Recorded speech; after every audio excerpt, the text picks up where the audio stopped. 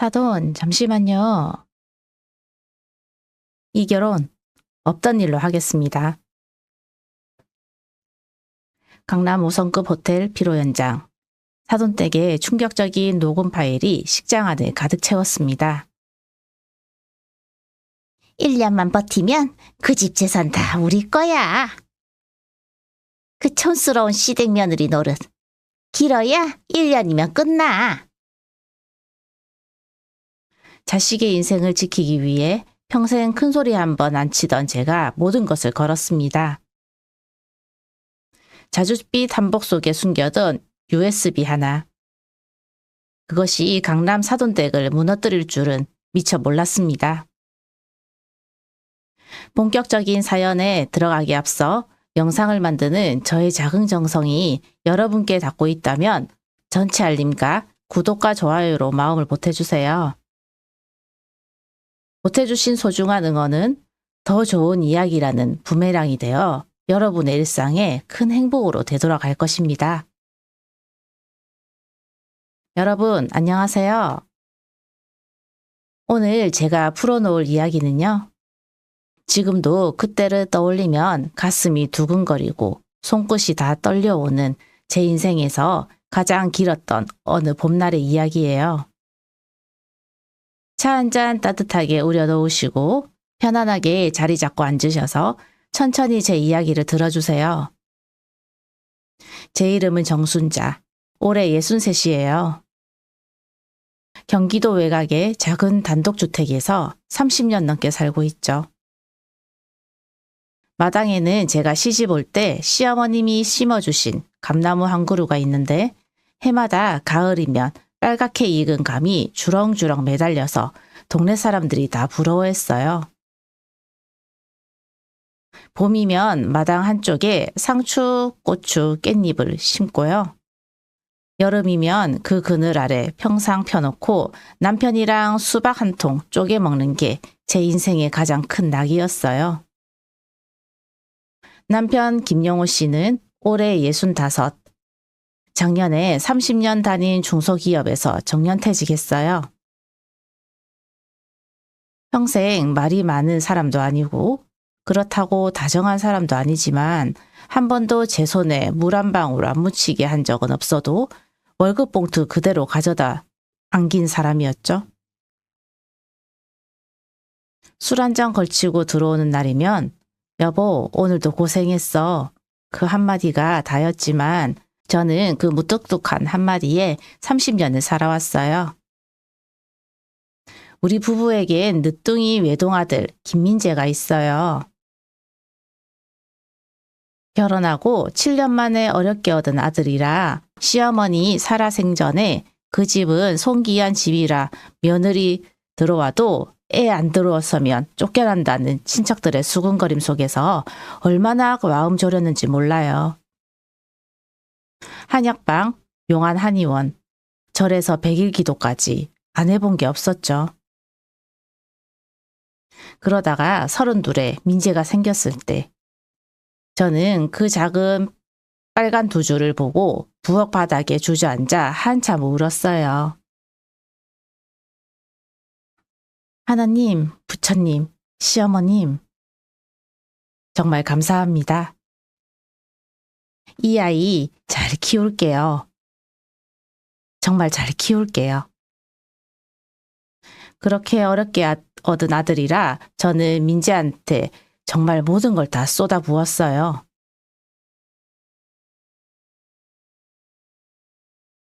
다른 엄마들처럼 학원 뺑뺑이 돌리거나 닥달하진 않았어도요. 새벽 5시에 일어나 도시락 2개씩 싸주고 야간 자율학습 끝나는 11시까지 학교 앞에서 차 안에 앉아 기다리고 비 오는 날이면 우산 들고 버스 정류장까지 마중 나가고요.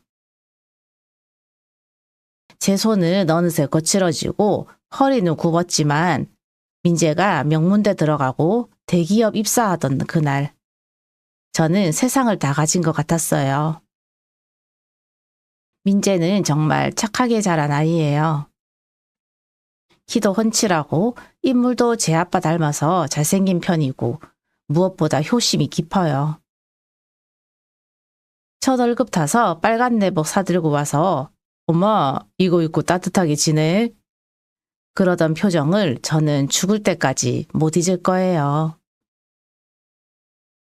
명절이면 꼬박꼬박 용돈 봉투를 챙겨주고 제 생일이면 케이크에 꽃다발까지 사들고 와서 노래 불러주는 아들이었거든요.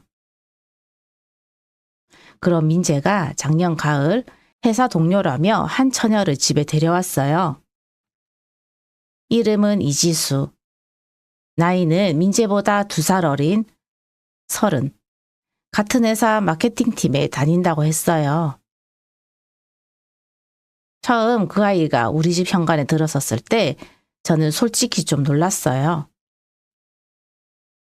화장이 짙고 옷차림이 화려해서 우리 동네 분위기랑은 좀 안 어울렸거든요. 하지만 민재가 좋아하는 아이라니 저는 일단 마음을 활짝 열기로 했죠. 어머, 지수양 어서 와요. 우리 민재가 얼마나 자랑을 하던지 내가 다 궁금했네. 안녕하세요. 어머님, 처음 뵙겠습니다. 그날 저는 갈비찜에 잡채에 전이며 나물이며 한상 가득 차렸어요. 친정엄마가 시집 올 때 물려주신 녹그릇까지 꺼내서요. 그런데 지수는 음식을 거의 입에 대지 않더라고요. 다이어트 중이라서요. 그러면서 물만 홀짝홀짝 마시는데 저는 그게 좀 서운하긴 했지만 요즘 처녀들이 다 그렇게 듣거니 했죠. 지수양 부모님이 어디 사신다고? 아, 강남 쪽에 사세요. 아버지가 사업하시고요. 어머, 그러시구나. 사업하시면 바쁘시겠네요. 그날 저녁 지수가 돌아간 뒤에 저는 설거지를 하면서 영호 씨한테 조용히 말했어요. 여보, 지수가 좀 우리 집이랑은 분위기가 많이 다른 것 같지 않아요? 강남 부잣집 딸이라는데 우리 민재가 너무 기죽지 않을까 모르겠네. 당신이 너무 걱정해. 민재가 알아서 잘 골랐겠지. 사람이 사람을 만나는 건데 집안이 무슨 상관이야? 저는 그 말이 맞다고 생각했어요. 사돈댁이 우리보다 좀 잘 살면 어떻고 못 살면 또 어때요? 우리 민재만 사랑해주고 우리 며느리만 잘 들어와주면 그만이지. 그게 제 욕심의 전부였어요. 그래서 저는 그날부터 통장을 펼쳐놓고 계산기를 두드렸어요.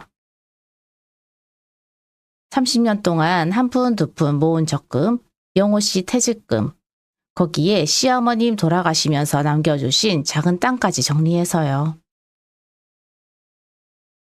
우리 민재 결혼식만큼은 부족함 없이 사돈댁한테 꿀리지 않게 그렇게 치러주고 싶었거든요.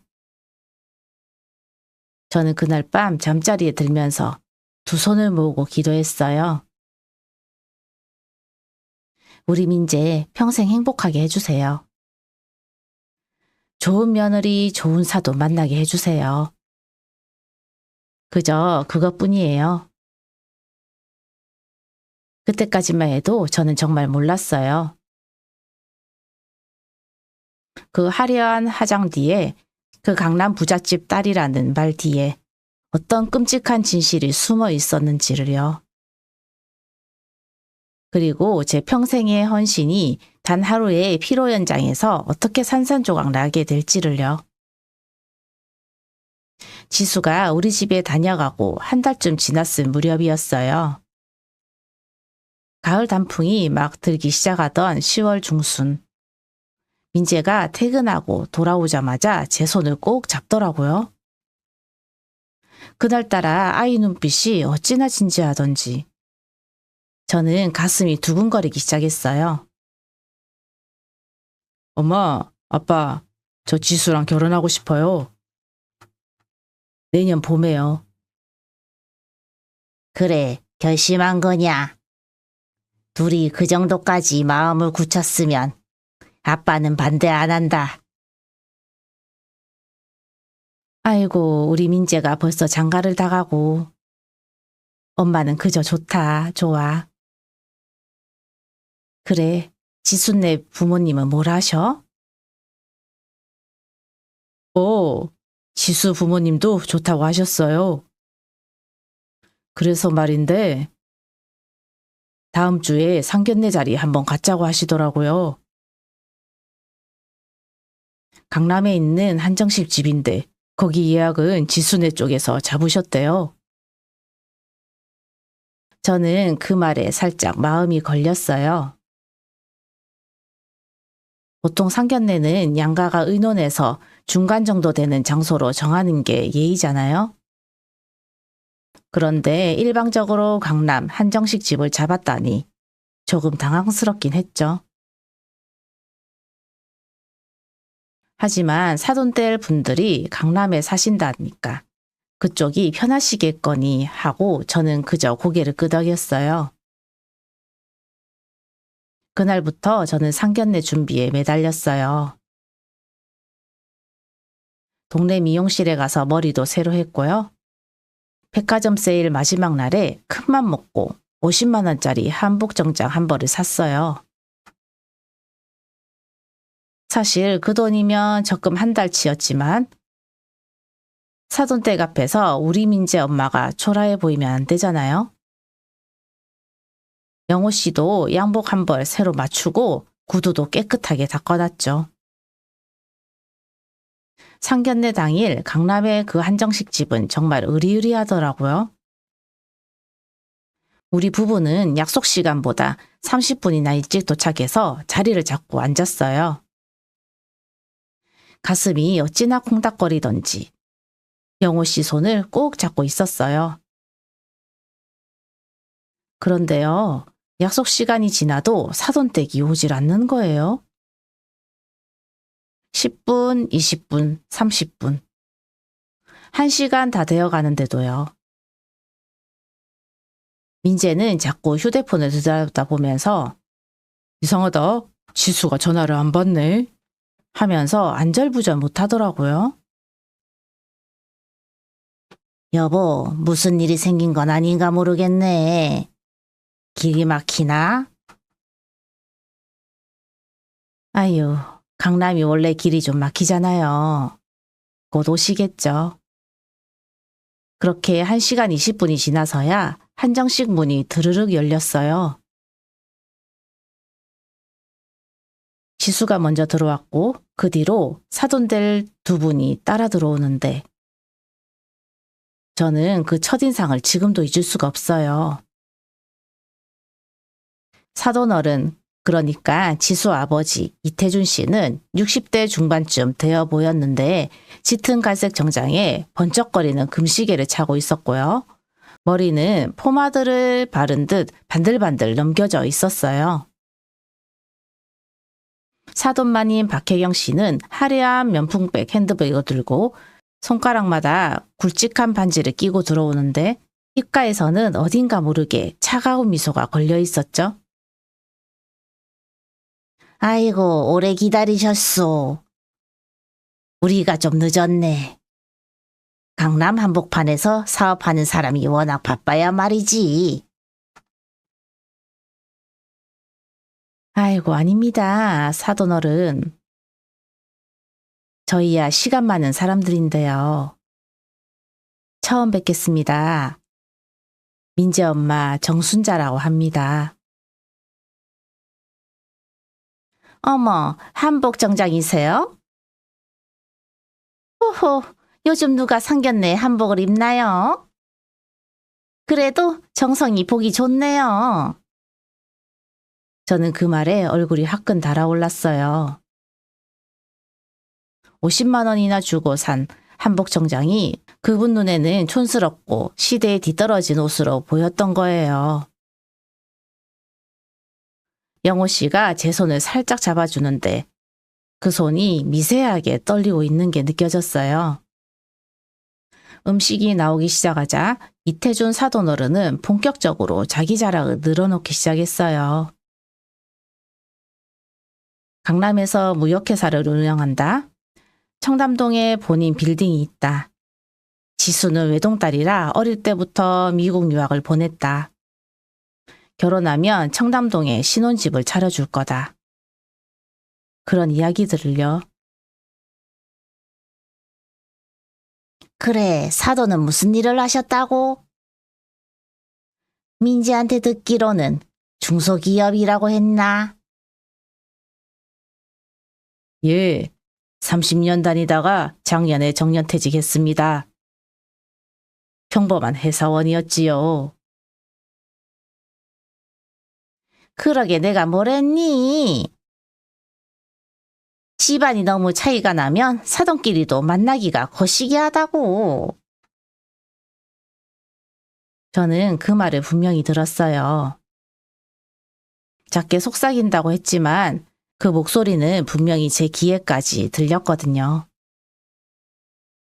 옆에 앉아있던 민재 얼굴이 새빨갛게 달아오르고 지수는 어쩔 줄 몰라 하며 고개를 푹 숙이고 있었어요. 그날 상견례 자리에서 사돈댁이 한 결정적인 한마디가 있었어요. 결혼식은 우리가 주관하겠소. 강남 5성급 호텔에서 할 거고 청첩장도 우리 쪽 손님이 500명은 될 거니까. 사돈댁은 그저 식당에 오셔서 자리만 채워주시면 됩니다.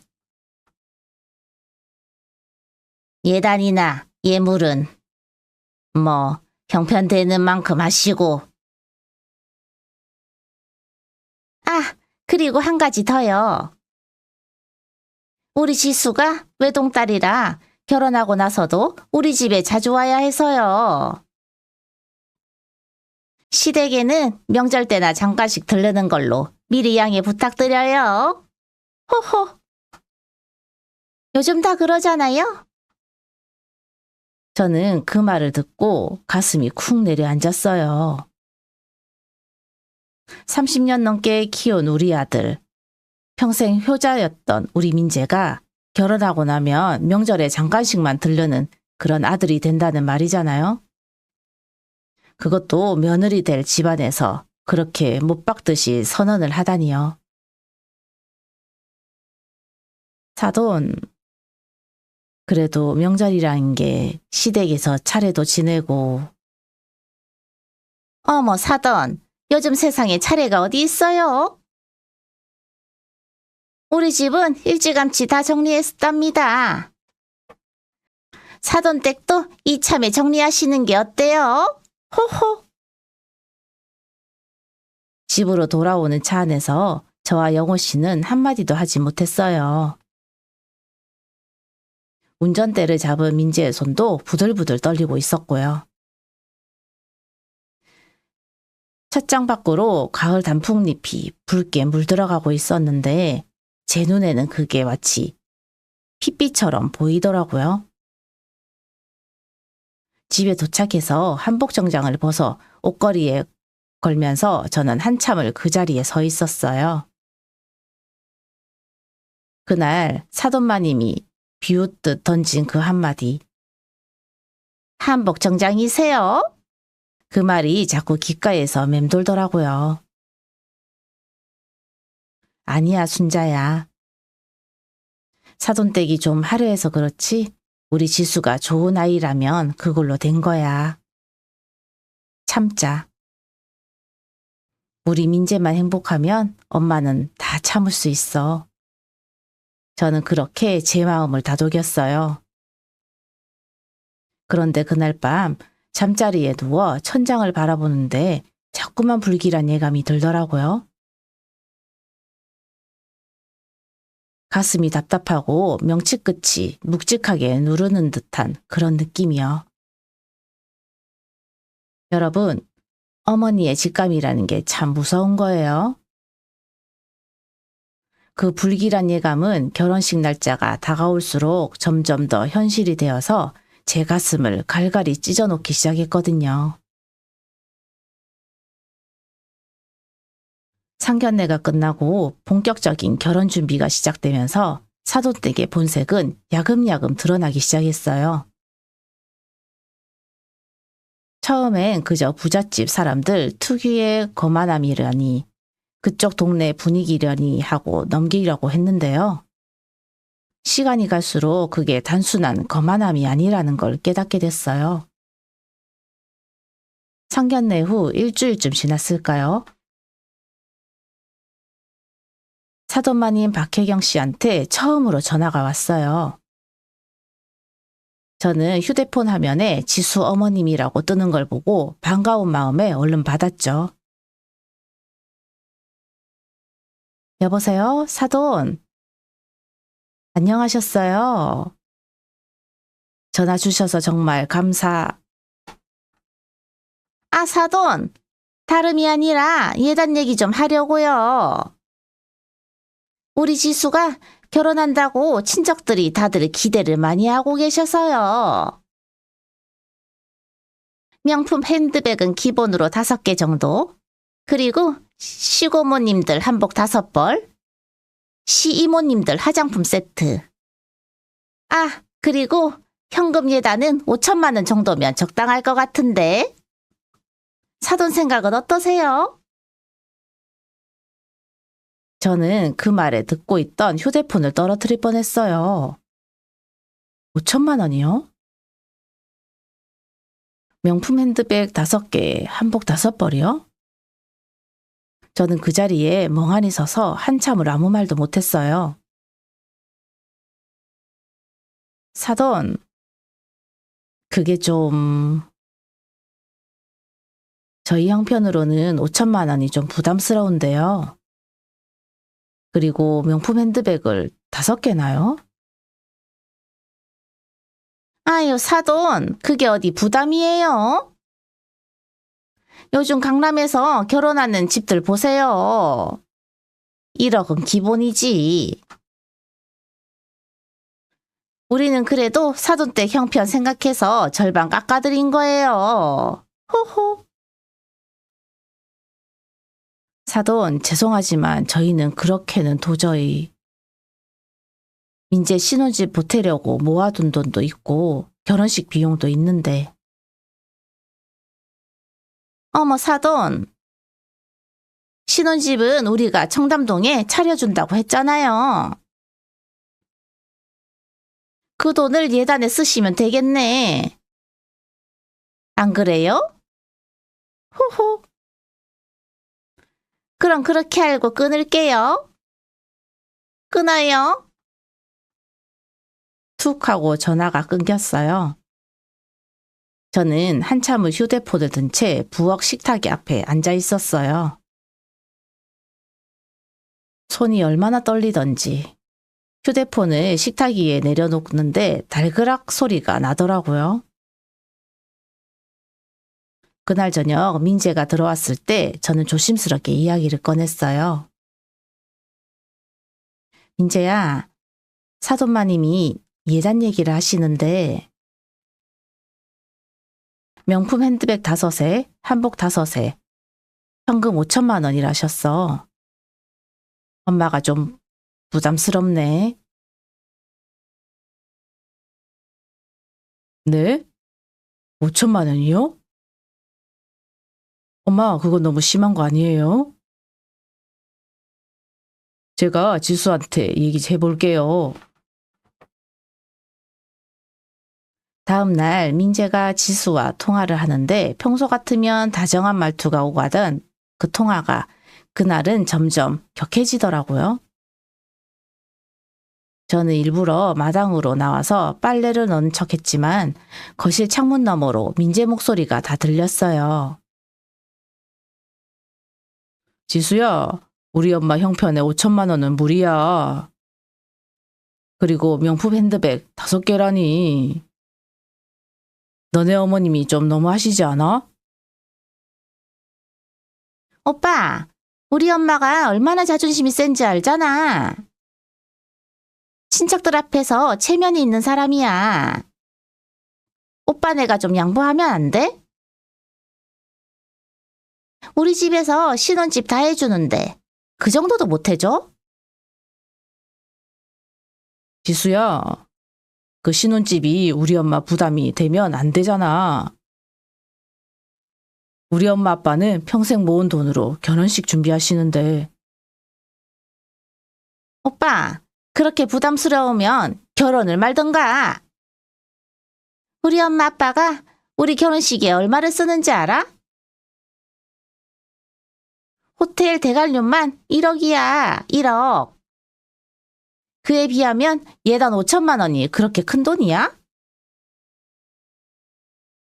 저는 그 소리를 듣고 다리에 힘이 풀려서 빨랫줄을 붙잡고 한참을 서 있었어요. 가을 햇살이 마당에 따뜻하게 내려쬐는데 제 가슴속은 한겨울보다 더 차갑게 얼어붙은 것 같았어요. 그날 밤 영호 씨와 저는 침실에서 통장을 꺼내놓고 한참을 들여다봤어요. 30년 동안 한 푼 두 푼 모은 적금이 8천만 원, 영호 씨 퇴직금이 1억 2천만 원, 시어머님이 넘겨주신 땅 판돈이 1억 5천만 원. 합치면 3억 5천만 원이었지만 그게 우리 부부의 노후자금 전부였거든요. 여보, 우리 민재 하나뿐인데 그래도 보내야지. 예단 500만 원은 보내자. 우리 노후는 어떻게든 살아가지지 않겠어?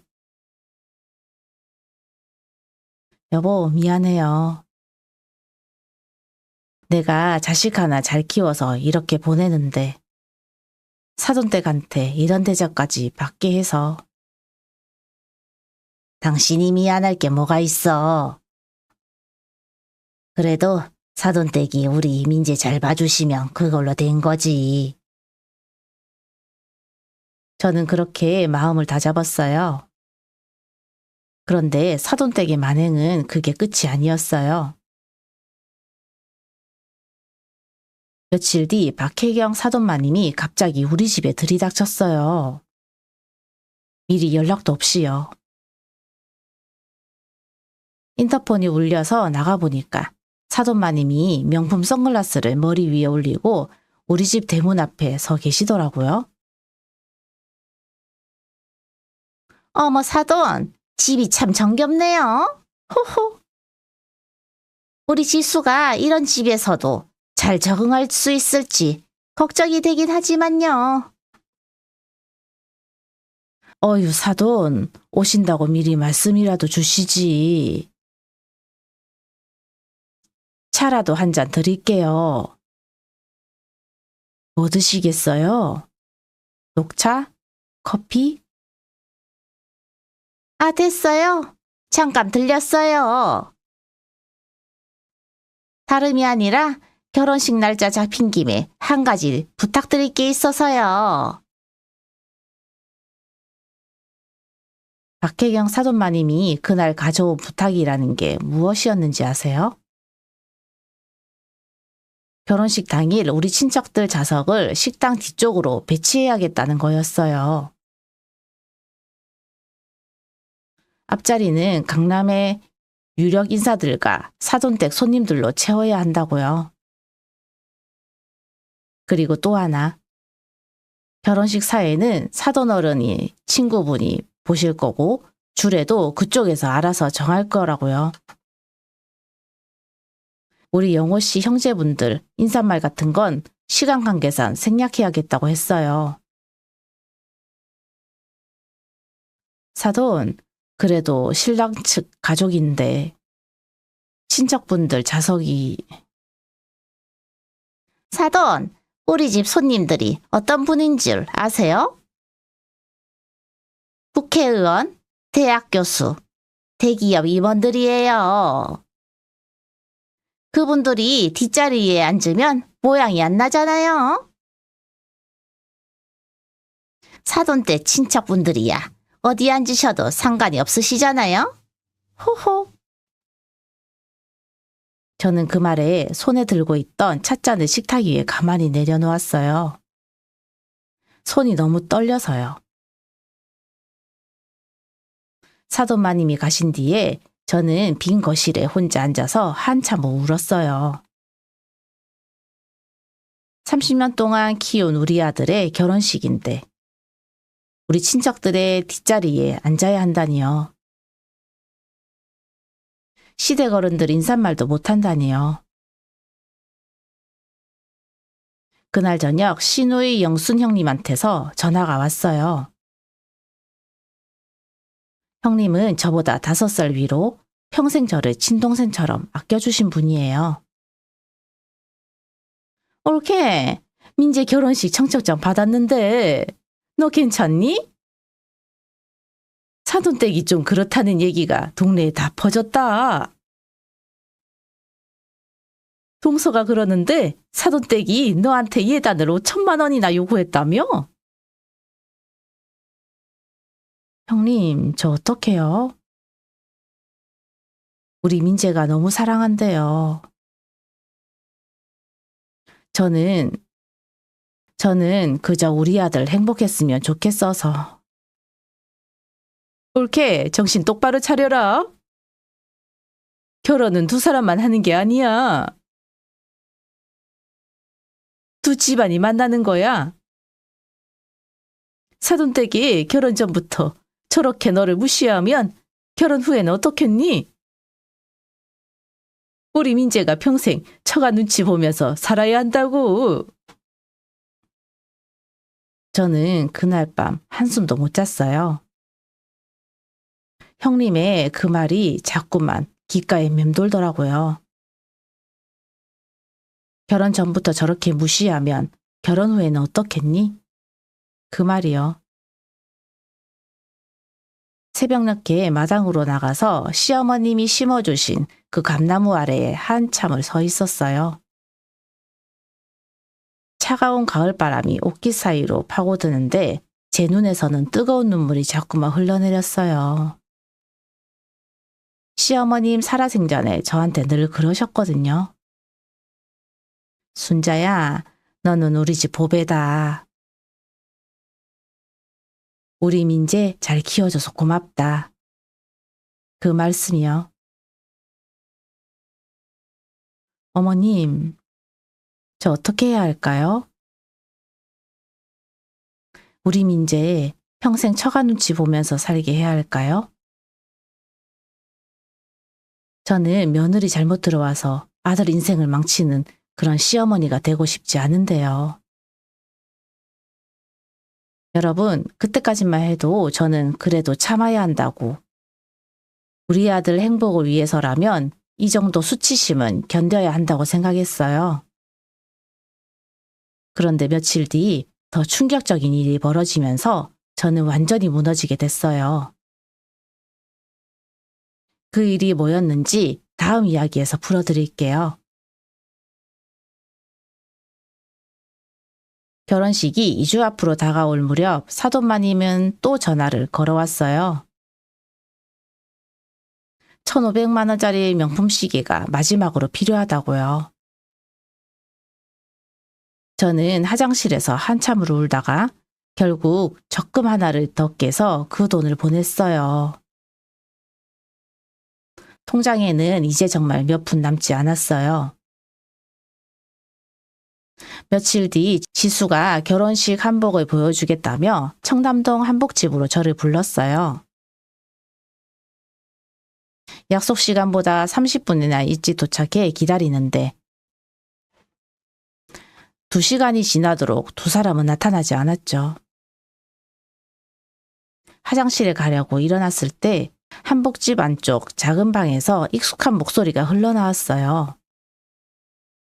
사돈마님과 지수가 먼저 도착해서 저를 일불러 밖에 세워둔 거였어요. 지수야, 잘 참았다. 그 촌스러운 집안은 며느리 노릇은 길어야 1년이야. 결혼만 해놓고 나면 어떻게든 갈라서면 돼.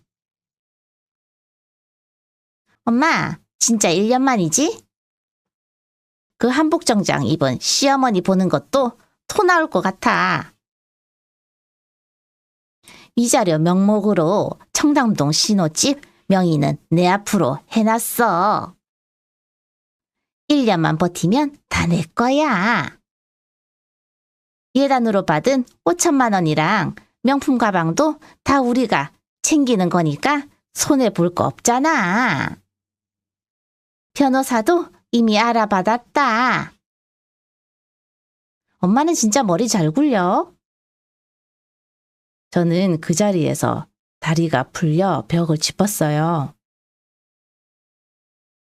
처음부터 우리 민재를 사랑한 게 아니었어요. 청담동 아파트 한 채를 얻기 위한 사기극. 그 도구가 우리 아들이었던 거예요. 저는 어떻게 그곳을 빠져나왔는지도 몰라요.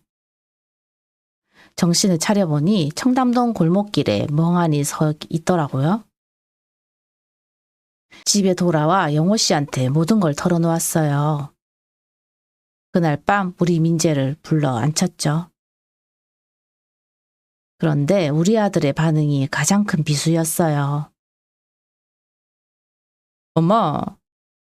엄마는 처음부터 지수가 마음에 안 들었잖아요. 한복 정장 무시당한 거 가지고 아직도 마음에 담아두신 거예요?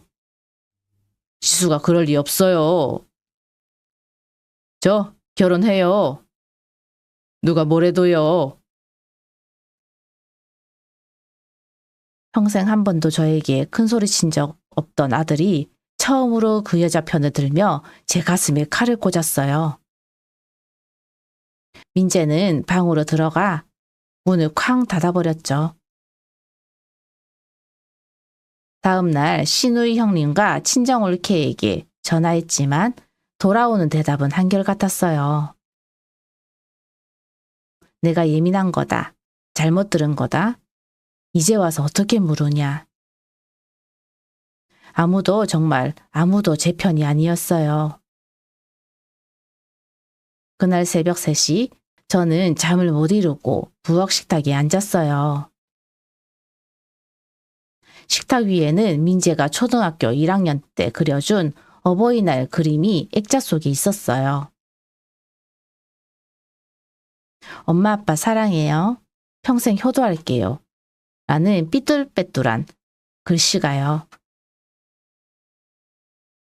저는 그 액자를 한참 들여다보다가 어느 순간 눈물이 뚝 그쳤어요. 슬픔이 분노로 바뀌는 게 느껴졌거든요. 가슴 깊은 곳에서 무언가 차갑게 단단해지는 느낌이었어요. 그래, 아무도 안 믿어주면 내가 직접 증명한다. 우리 민재 인생 절대로 망치게 둘 수 없어. 그것도 그 사람들이 가장 자신만만해하는 그 자리에서 똑똑히 보여주마. 그 새벽 평생 참고 살아온 정순자는 죽었어요. 그리고 새로운 정순자가 태어났죠. 다음 날부터 저는 사돈댁이 평생 잊지 못할 결혼식을 준비하기 위해 아주 조용하고 치밀하게 움직이기 시작했어요. 그 새벽 이후 저는 완전히 다른 사람이 됐어요. 다음 날 아침 저는 평소처럼 미역국을 끓이고 영호 씨 출근하는 아들 도시락까지 평소대로 챙겼어요. 민재한테는 어제 일은 마치 잊은 듯 환하게 웃으며 인사했죠. 민재야, 어제는 엄마가 좀 예민했나 보다. 미안해. 지수 잘 챙기고 결혼 준비 잘하렴. 엄마, 정말요? 진짜 죄송해요. 어제 제가... 됐어. 엄마가 다 이해해. 민재는 안도한 얼굴로 출근했어요. 하지만 저는 알았죠. 지금 제가 무너지는 모습을 보이면 사돈댁이 더 방심할 거고 우리 아들도 더 깊이 빠져들 거라는 걸요. 저는 적을 무너뜨리려면 저기 가장 안심하고 있을 때를 노려야 한다는 걸 그날 처음 깨달았어요. 영호 씨가 출근한 뒤 저는 장롱 깊숙이 숨겨둔 비상금 통장을 꺼냈어요. 200만 원이 남아 있더라고요.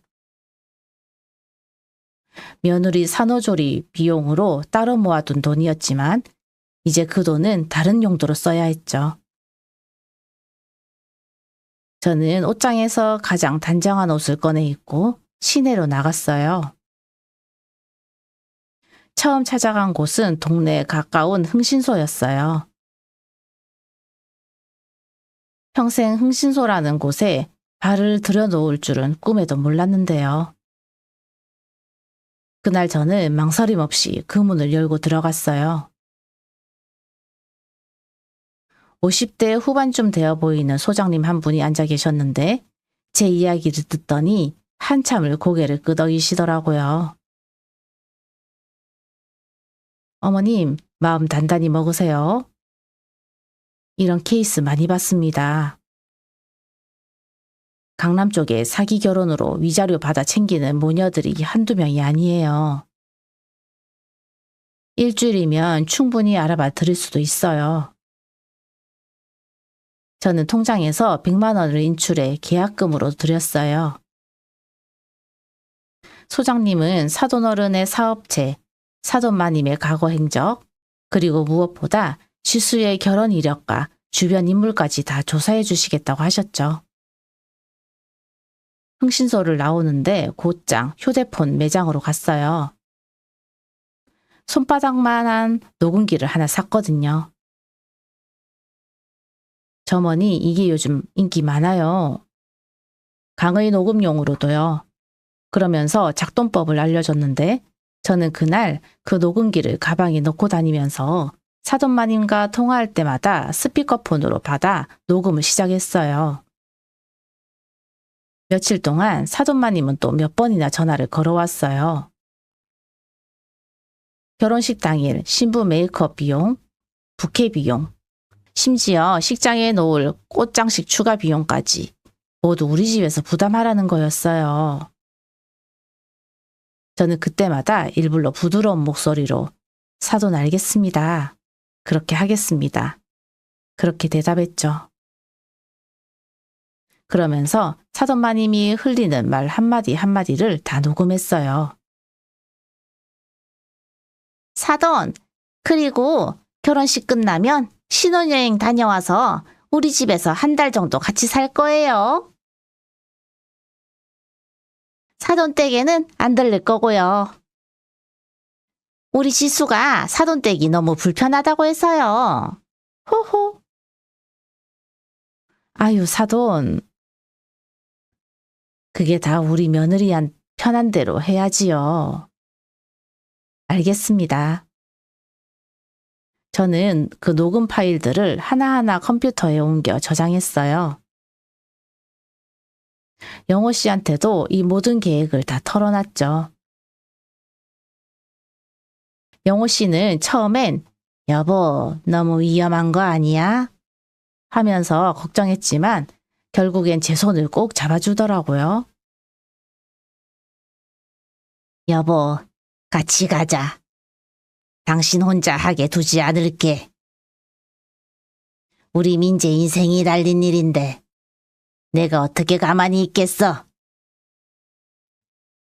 일주일 뒤 흥신소 소장님한테 연락이 왔어요. 저는 떨리는 마음으로 사무실로 갔죠. 소장님이 두꺼운 서류 봉투를 책상 위에 턱 올려놓는데 그 안에서 나온 내용을 보고 저는 정말 입이 다물어지지 않았어요. 어머님, 마음 단단히 잡수세요. 사돈댁이 지금까지 알려진 거랑 완전히 달라요. 사돈어른 이태준 씨, 강남에서 무역회사 한다고 했죠? 그거 작년에 부도 났습니다. 청담동 빌라도 이미 경매에 넘어갔고요. 지금 빚이 약 15억 정도 됩니다. 네? 그럼 청담동 신혼집은요? 그것도 사돈마님 친언니 명의의 전세예요. 신혼집으로 차려준다는 것도 거짓말입니다. 그리고 더 중요한 건요. 소장님은 서류 한 장을 더 꺼내 제 앞에 밀어주셨어요. 거기엔 지수의 사진과 함께 충격적인 내용이 적혀 있었죠. 지수는 이번이 두 번째 결혼이었어요. 3년 전 한 의사와 결혼해서 1년 6개월 만에 위자료 3억 받고 이혼한 이력이 있었던 거예요. 그리고 첫 번째 결혼도 사돈마님이 다 짜놓은 사기극이었다는 정황까지 다 나와 있었어요. 저는 그 서류들을 가방에 차곡차곡 챙겨놓고 흥신소를 나왔어요. 거리에 내리는 첫눈을 맞으며 한참을 걸었어요. 눈이 어깨 위에, 머리 위에 소복히 쌓이는데 신기하게도 춥지가 않더라고요. 가슴속이 오히려 뜨겁게 끓어오르고 있었거든요. 집에 돌아와서 저는 모든 자료를 깔끔하게 정리했어요. 녹음 파일은 USB에 옮겨 담고요. 흥신소 보고서는 인쇄해서 클리어 파일에 저장하고요. 결혼식 당일 피로 현장에서 틀 영상까지 미리 편집해서 USB에 따로 담아뒀어요. 영호 씨가 옆에서 도와주면서 우리 부부는 결혼식 당일에 시나리오를 한 줄 한 줄 짜기 시작했죠.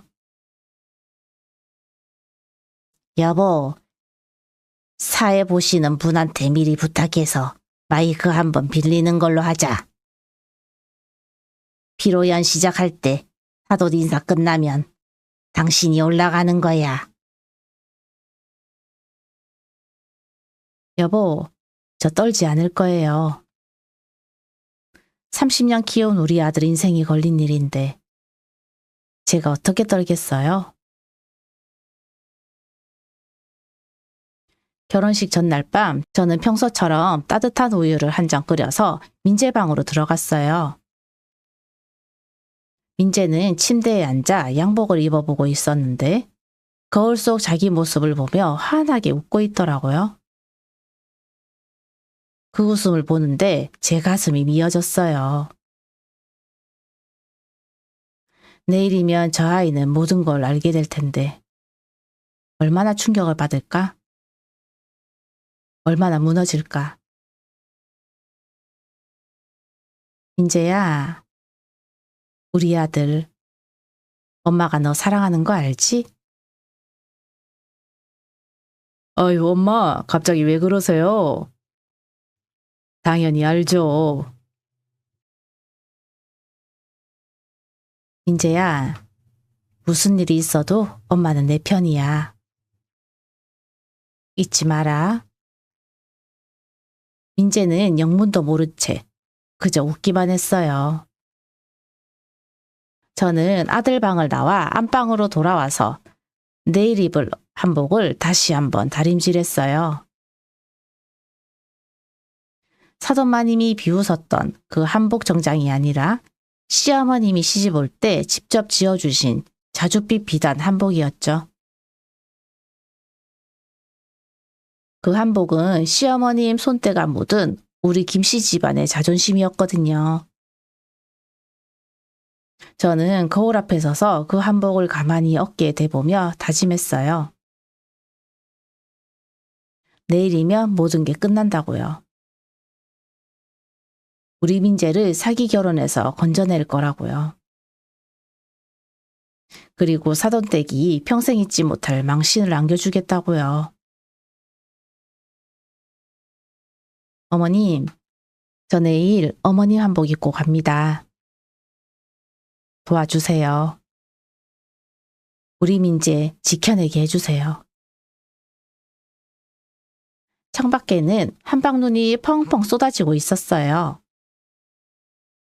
그리고 다음 날 결혼식장에서 저는 그동안 갈고 닦은 모든 칼날을 한꺼번에 꺼내 들었답니다.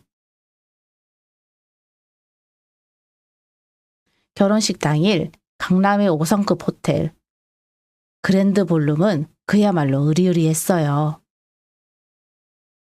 천장에는 거대한 샹들리에가 빛났고 꽃장식만 수천만 원어치. 사돈댁이 자랑하던 강남 유력 인사들이 앞자리를 가득 메우고 있었죠. 우리 친척들은 예상대로 식장 맨 뒷자리로 밀려나 있었고요. 저는 시어머님이 물려주신 자줏빛 비단 한복을 입고 가방 깊숙이 USB 서류 봉투를 챙겨 식장에 들어섰어요. 사돈마님 박혜경 씨는 새빨간 드레스에 다이아몬드 목걸이를 두르고 마치 자기 잔치인 양 손님들 사이를 누비고 다니더라고요. 저를 보더니 다가와서 입꼬리를 비틀며 한마디 던졌어요. 어머 사돈, 또 한복이세요?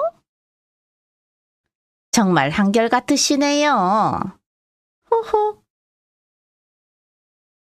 예, 사돈. 이게 우리 집 자존심이라서요. 박혜경은 그 말의 무게를 알아차리지 못한 채 까르르 웃으며 자리를 떴어요. 그 모습을 보면서 저는 속으로 생각했죠. 잠시 뒤면 그 웃음이 어디로 가는지 보자고요. 본식이 시작됐고 우리 민재와 지수가 손을 잡고 입장했어요.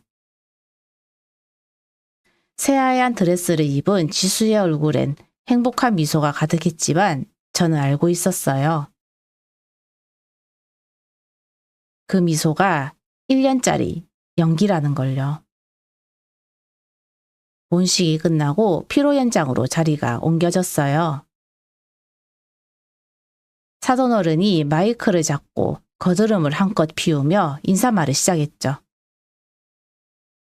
오늘 이 자리에 와주신 강남의 기빈 여러분께 감사드립니다. 제가 청담동에서 무역 사업을 하면서 이렇게 좋은 사이까지 얻게 되어 허허, 정말 인생 성공했다는 생각이 듭니다. 박수 소리가 우레 같았어요. 사돈마님은 옆에서 흐뭇한 미소를 짓고 있었고요. 그때 영호 씨가 제 손을 꼭 잡으며 고개를 끄덕였어요. 저는 자리에서 천천히 일어났죠. 미리 부탁해둔 사회자한테 다가가 마이크를 건네받았어요.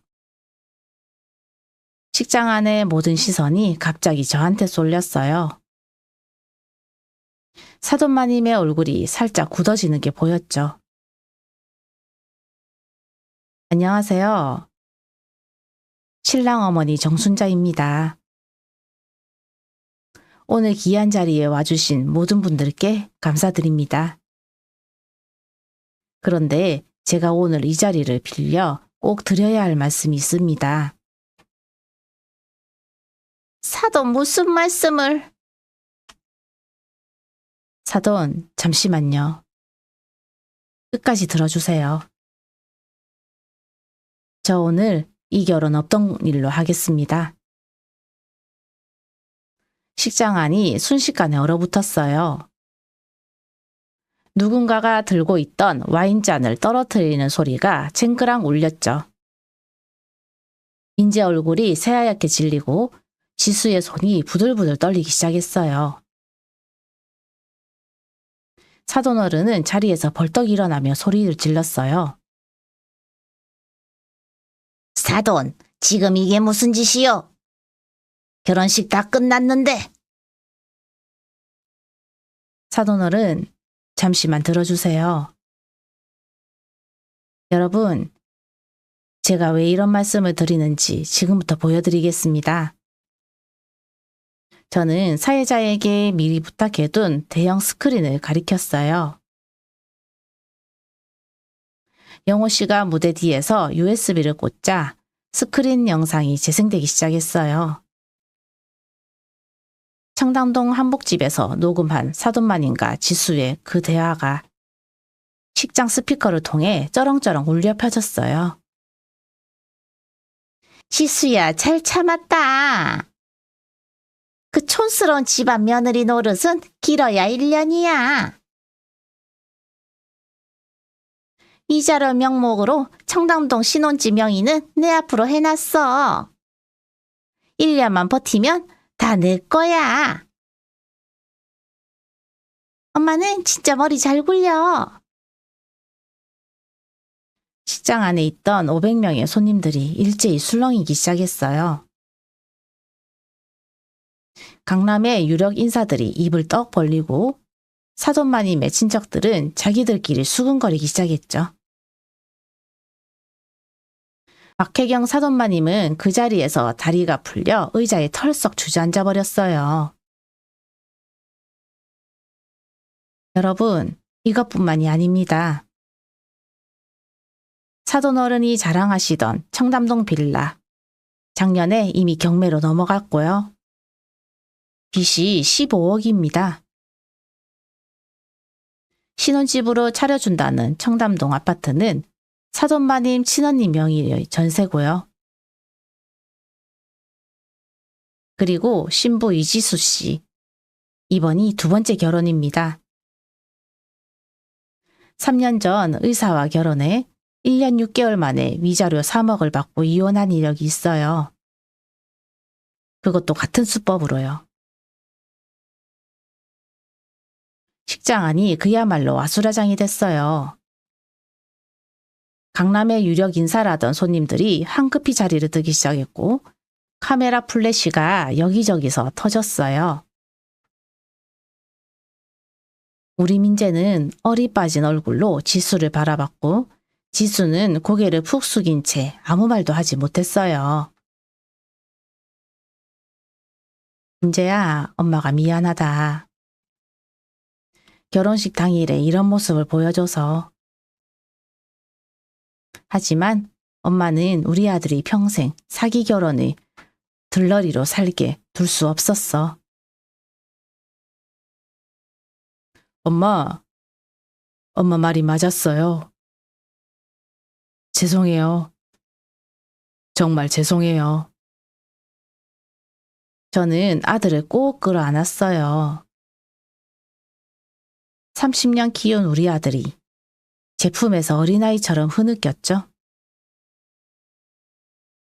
그 순간만큼은 식장에 있는 그 어떤 사람도 우리 모자 사이에 끼어들지 못했어요. 이태준 사돈어른은 자리에서 벌떡 일어나 박혜경에게 소리를 질렀어요. 당신 빚 정리됐다고 했잖아. 그리고 지수 너 두 번째 결혼이라고? 나한테도 숨겼던 거야. 여보, 그게 알고 보니 서른 어른조차 모르고 있었던 거예요. 박혜경 사돈마님과 지수가 사위인 이태준 씨까지 속여가며 사기극을 벌인 거였죠.